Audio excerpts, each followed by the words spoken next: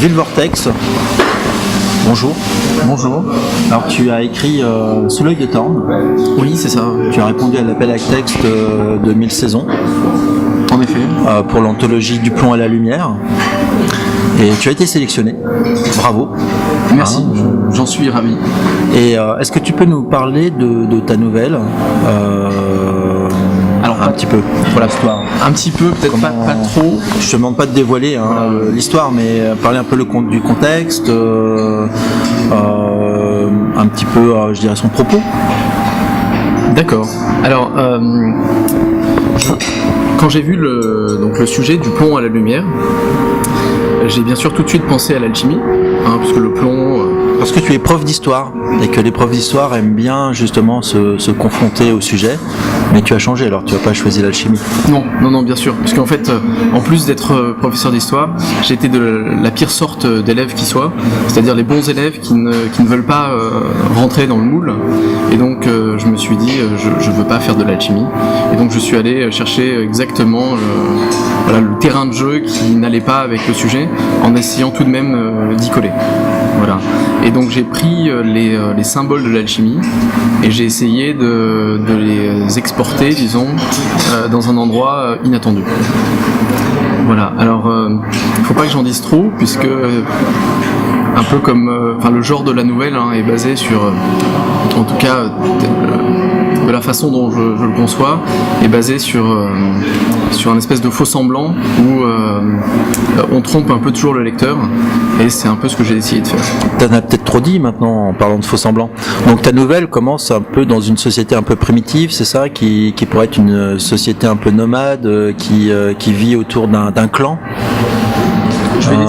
où la vie s'organise autour du clan. Oui, c'est ça. Je vais laisser le lecteur se faire son idée sur cette peuplade, mais j'ai toujours été un peu attiré par les sociétés proto-historiques, soyons pédants, c'est-à-dire les sociétés d'avant l'histoire où on ne sait pas trop qui ils étaient, comment ils pensaient. On peut vaguement imaginer qu'ils étaient animistes, qui vivaient finalement pas si différemment de nous, mais qu'à partir de leur environnement, leur imagination galopait. Et finalement, du coup, un homme de cette époque qui est peut-être plus proche de l'écrivain de fantasy, science-fiction, qu'un homme pressé.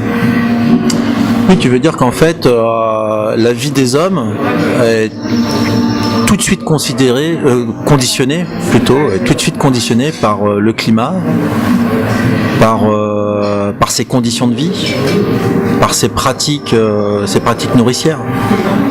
Oui, c'est vrai. Effectivement, je pense que l'environnement nécessairement influe sur l'homme, mais en fait l'homme le transforme aussi, c'est-à-dire qu'à partir d'un arbre, il va se construire tout un vaste délire. Déjà, quand on voit à quel point les religions d'aujourd'hui sont complètement délirantes, en tout cas c'est mon point de vue, je suis vraiment très curieux de savoir quelles ont pu être les religions de la préhistoire. À une époque où on était complètement dépassé partout, au moindre orage on avait peur, au moindre animal inconnu on se demandait d'où sortait cette bête, et forcément il faut une explication, parce que l'esprit humain cherche une explication, et s'il n'en a pas il va en inventer une. Et c'est le propre de l'homme, l'invention. C'est ça, exactement. Et en fait, c'est ça qui me fascine. Les hommes préhistoriques qui ont dessiné les dessins à Lascaux, ils n'ont pas dessiné seulement des chevaux ou des buffles, ils ont dessiné des esprits, des ancêtres sous la peau des animaux qu'ils côtoyaient. Ils ont associé la force. Alors ça, là, je pars complètement dans l'hypothèse. Tout préhistorien qui nous regardera va certainement me lyncher, mais il y a beaucoup de préhistoriens qui ont écrit de la science-fiction, Francis Carzac, Rose Néné. Je pense que c'était avant tout, ils sont tous partis aux sources. Pour inventer le futur, il faut souvent aller aux sources de l'homme.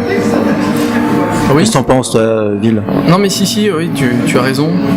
En fait, d'autant plus que l'homme, entre guillemets, primitif, qui en fait n'a rien de primitif par rapport à nous, puisqu'il est généralement plus fort et plus inventif dans son milieu que l'écrivain de science-fiction fantasy, qui lui est assisté par toute la technologie Mais effectivement, il est plus cru, il est plus découvert, cet homme. Et donc, il représente peut-être mieux la vérité de l'homme par rapport à nous qui sommes un peu engoncés dans notre vernis de civilisation. On n'arrive plus trop à distinguer qui on est. Mais finalement, en grattant un tout petit peu, on retrouve l'homme préhistorique. L'homme nu, en fait. L'homme nu face à sa conscience du monde. Ouais, c'est ça. Là, on emploie peut-être des termes un peu compliqués, mais c'est ça. Ouais, on est d'accord. Alors, tu as pour habitude d'écrire où et comment? Alors, je suis un peu un vagabond, c'est-à-dire que j'écris là où je peux écrire. En fait, très souvent, en fait, dès que j'ai un moment de libre, je pars de chez moi. Et je vais écrire dans l'endroit confortable, le plus accessible, qui se trouve souvent être, quand je suis à Lyon, un bar lyonnais. Voilà. Parce que tu peux manger des bonnes tartines. C'est ça, mais on vient d'en déguster. Oui, très bonne. Très bonne, ouais. Il faut le dire. Sinon, quand je suis en voyage, j'écris. Alors ça, en fait, c'est ce que je préfère. C'est écrire quand je suis en voyage. Je suis parti avec un ami qui doit d'ailleurs me détester à l'heure actuelle, puisqu'en fait, on a passé tout notre voyage en Irlande à écrire. Et moi, j'écrivais sur une nouvelle qui se passait dans le bayou louisianais. Et en fait, ça ressemble beaucoup à la Louisiane, n'est-ce pas? Donc, alors je sais pas si c'est mon bayou louisianais, donc de ma nouvelle, qui s'est teinté d'Irlande, ou l'Irlande qu'on voyageait qui s'est teintée de bayou, mais clairement cet ami s'est trouvé à voyager dans mon imaginaire, et des fois le raccord est un peu difficile à faire. C'est-à-dire, on arrive dans un endroit, on voit l'Irlande, on la visite, et puis on embarque dans le bus, et là on est plus tout de suite dans la vase à lutter contre des caïmans. Alors comment être étranger à l'étranger? C'est ce que tu nous expliques? C'est ça, exactement.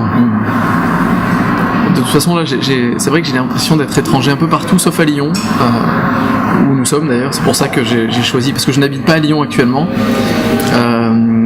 Mais ma maison c'est Lyon, c'est-à-dire que quand je marche dans les rues de Lyon, c'est là où j'ai vraiment l'impression d'être chez moi. Tu es un globe-trotter lyonnais.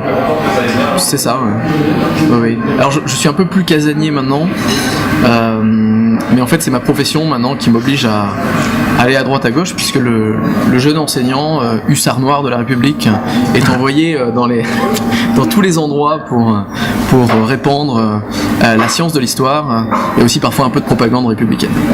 Voilà. Ah, carrément de la propagande républicaine. Alors, c'est-à-dire que je ne dis pas de façon négative, puisque je suis absolument républicain.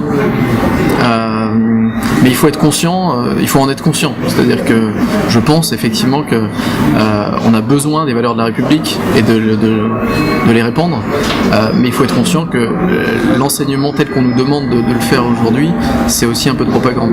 Surtout dans le domaine de l'histoire qui est si particulier, où on est censé être des scientifiques, mais en même temps, l'institution nous demande de faire passer des messages, clairement. Donc oui, moi je suis d'accord avec toi, je pense que même c'est plus de propagande que d'histoire. À chaque enseignant de faire la part des choses et puis de faire au mieux. Voilà, c'est ce que j'essaye de faire. Donc tu enseignes l'hypocrisie alors? L'hypocrisie, c'est la civilisation. On en revient à l'homme préhistorique. Oui, alors toi tu es en quête justement de vérité dans ta nouvelle. C'est vraiment la quête de ton personnage, c'est la quête de la vérité, la quête du savoir, parce qu'il a envie justement, il se rend compte que son clan, qu'il y a des choses qui vont pas, qu'il vit dans une hypocrisie, qu'il n'est pas à sa place, qu'il fait partie peut-être de ces 2% d'hommes du clan qui s'interrogent et qui l'amènent justement à partir du clan. Alors, de toute façon, personne n'est à sa place. Je pense sincèrement qu'un homme qui vit dans une société, il faut vraiment énormément de lavage de cerveau, ou alors peut-être de paresse pour se sentir à sa place. En fait, quand on parle de société, on parle d'un agrégat de personnes qui ne se sentent pas à leur place. Et c'est souvent ça qui donne une société, c'est des désirs de changement, des ambitions, des intérêts contradictoires. On a forcément des personnes qui essayent d'en dominer d'autres. La société humaine de tout temps, je pense qu'elle a été très sale. Et mon personnage, je le vois pas forcément comme justement n'étant pas à sa place. Il se sent peut-être. Voilà. Donc un peu de thé sur cette table ne lui fera pas de mal. Hein. Le bois se nourrit de l'eau. Non, ça patine. Ça va la colorer. Non, mon personnage est à sa place. Lui, il se sent peut-être pas à sa place, mais il est tout à fait à sa place. Il remplit son rôle. Il est hypocrite, il est ambitieux, il est intolérant. Si je le connaissais, je pense que je ne l'aimerais pas. Et pourtant, il est moi. Non, c'est vrai qu'il n'est pas à sa place, mais en même temps, on a un rôle tout trouvé dans le clan pour lui. Oui, comme chacun d'entre nous. Hein. C'est-à-dire que nous, dans notre société, on est déterminé par énormément de choses, dont notre éducation et puis les desiderata de notre entourage, quel qu'il soit. Et on se retrouve à une place, et des fois on a envie d'aller au-delà, ou en tout cas d'exploser le moule un peu. Ça donne soit des ambitieux qui montent l'échelle sociale à la force de leurs bras et qui écrasent les autres, soit des marginaux qui se libèrent du carcan, ou qui essayent de s'en libérer, ou qui croient s'en libérer. C'est ce qu'on appelle le destin, non ? Alors si on le forge nous-mêmes, oui, mais c'est vrai que oui, je suis un peu d'accord avec toi, c'est-à-dire que je suis pas trop du style à dire que oui, si on veut, on crée notre propre destin, etc. Non, on est déterminé par tellement de choses qu'on ne s'en rend pas compte. On peut se défaire des déterminismes dont on est conscient. Donc l'homme déterminé est conditionné. L'homme déterminé est conditionné.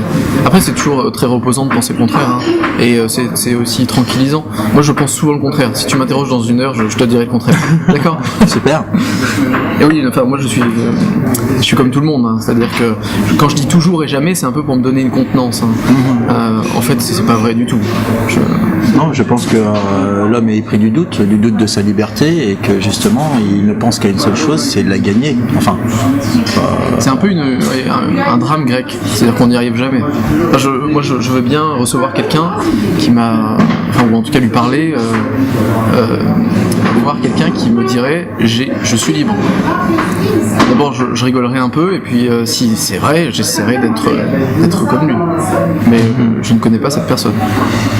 Bah écoute, si on la rencontre, il faudrait qu'on lui demande la recette, en tout cas, hein, de la liberté. Donc pourquoi ne pas suivre l'exemple du héros de ma nouvelle ? Lui, il essaye d'être libre, peut-être y arrive-t-il à la fin ? Je crois pas, hein. Je ne pense pas. Peut-être qu'il est libre. En tout cas, peut-être. Donc tu écris dans les cafés. Alors oui, dans les cafés, dans les bus, aussi un peu chez moi. Le problème de chez moi, c'est que d'abord chez moi c'est assez changeant. Généralement c'est une pièce avec plein de cartons, en tout cas ces 5 dernières années, et que chez moi il y a plein de distractions. La différence entre l'homme qui écrit et l'homme qui n'écrit pas, c'est beaucoup de distractions. Et les distractions sont nombreuses et très intéressantes à notre époque. Tu écris souvent, longtemps, tu as des plages horaires, tu t'aménages du temps, ou c'est comme ça en fonction de ton temps libre ? Alors non, il faudrait que je me fixe des plages horaires. Le problème c'est que je ne m'y tiens jamais, hein, comme tout le monde. Tu es un homme libre ? Je suis un homme libre, malheureusement. Parce que si j'étais moins libre, mais je l'ai rencontré, l'homme libre, c'est moi. C'est fantastique, je n'ai plus qu'à faire un monologue. Enfin bon, du coup, non, je suis pas libre, au contraire, je suis prisonnier de mes distractions, de mes déterminismes qui font que je n'écris pas, ou pas assez souvent. C'est-à-dire que tout d'un coup, je trouve ce film fantastique, ce livre grandiose, et du coup, j'ai envie de me concentrer sur autre chose. Alors, si tu gagnes la première saison, quel est ton projet littéraire donc dans cet univers sous l'œil de Thorne ? Alors, c'est un monde qui est vaste, hein. Peut-être pas aussi vaste qu'il n'y paraît au premier abord, mais dans lequel j'ai bien envie de m'étendre. Il y a beaucoup de choses à faire, il y a beaucoup de directions dans lesquelles partir, et comme dans tout ce que je fais, j'ai envie de tromper le lecteur. Donc le problème c'est que si je te dis quelque chose maintenant, ça va certainement pas être vrai. Je suis pas encore déterminé. Si, mais je ne le sais pas. Donc oui, j'ai vraiment envie de faire quelque chose dans cet univers, d'autant plus que c'est un univers que bon là j'ai écrit Sous l'œil de Thorn, mais j'ai d'autres nouvelles que j'ai déjà écrites qui pourraient s'y rattacher, je n'en dis pas plus. Donc plus vers un recueil de nouvelles plutôt qu'un roman ou un roman Non, pour le coup, si on me laisse faire un roman, je fais un roman. Parce que c'est à toi de décider, hein. Tu peux t'auto-déterminer. Je suis libre. Oui, bien sûr. Je ferai un roman. Je ferai un roman, mais les points de vue et les faux semblants seront nombreux. Voilà. Donc, Ville Vortex, tu es déterminé à nous montrer tous les faux semblants qui nous entourent. Tout à fait, je suis déterminé, pas à vous les montrer, mais à accumuler d'autres faux semblants par-dessus qui vont vous embrouiller encore plus. Ah, tu veux faire de la culture? C'est ça. De l'hypocrisie. Très bien, bah merci Ville. Sous l'œil de Thorn, Sous l'œil de Thorn, bah, à vous de choisir votre nouvelle préférée pour le prix mi-saison 2017. Voilà, merci. Merci.